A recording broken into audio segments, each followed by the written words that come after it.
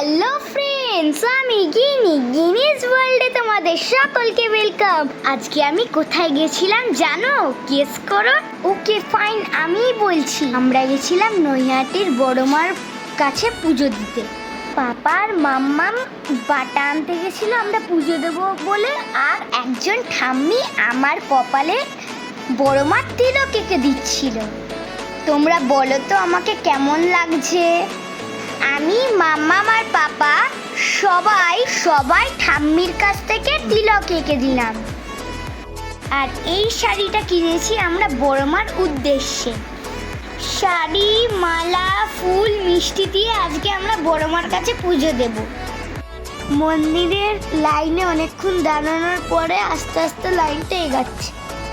কত মানুষের ভিড় জমেছে বড়মার কাছে পুজো দেওয়ার জন্য।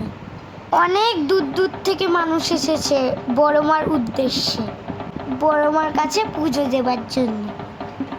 দেখো আমরা তিনজন বড়মার লাইনে দাঁড়িয়েছিলাম, আর দেখো টিপ পরে আমাদের তিনজনকে কেমন লাগছে অবশ্যই জানিও। অবশেষে দর্শন পেলাম বড়মার। এতক্ষণ লাইনে দাঁড়ানোর পর বড়মাকে দেখে খুবই মনটা আনন্দ লাগছে। কি সুন্দর লাগছে বড়মাকে, জাস্ট ওয়াও। ফার্স্ট টাইম আমরা গেলাম এই মন্দিরে দর্শন করতে। আগেরও অনেকবার গেছিলাম, বাট আমরা আজকে পুজো দিতে গেছিলাম। দেখো কত মানুষের ঢল নেমেছে পুজো দেওয়ার জন্য। সবাই অপেক্ষা করে আছে কখন নিজের ডালাটা নিয়ে ঠাকুর মশাইকে পুজো দিতে দেবে। আমরাও দাঁড়িয়ে আছি ফুল, মালা, মিষ্টি, শাড়ি নিয়ে মায়ের উদ্দেশ্যে পুজো দেওয়ার জন্য। অবশেষে ঠাকুরমশাই পাপার থেকে ডালাটা নিল পুজো দেওয়ার জন্য, আর আমিও শাড়িটা দিচ্ছিলাম। ঠাকুরমশাই শাড়িটা নিয়ে মায়ের চরণে অর্পণ করলেন। ফাইনালি আমাদের পুজো দেওয়া শেষ। এরপরে আমরা মায়ের কাছে প্রার্থনা করলাম। দেখো কত ভিড়, কোটি কোটি মানুষ এসছে এখানে। বড়মা সবাইকে ভালো রেখো, সুস্থ রেখো।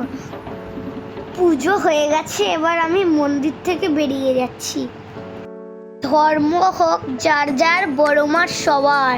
তাই সবাই এখানে এসো, বড়মার কাছে মনের ইচ্ছা জানাও। দেখো সব ঠিক করে দেবে বড়মা। জয় বড়মা জয়। তারপর আমরা কিছু ফটো সেশনের ছবি তোমাদের কাছে শেয়ার করলাম। দেখো কেমন লাগছে বলো তো। তো আজকের মতন টাটা, দেখা হচ্ছে নেক্সট ব্লগে। টাটা।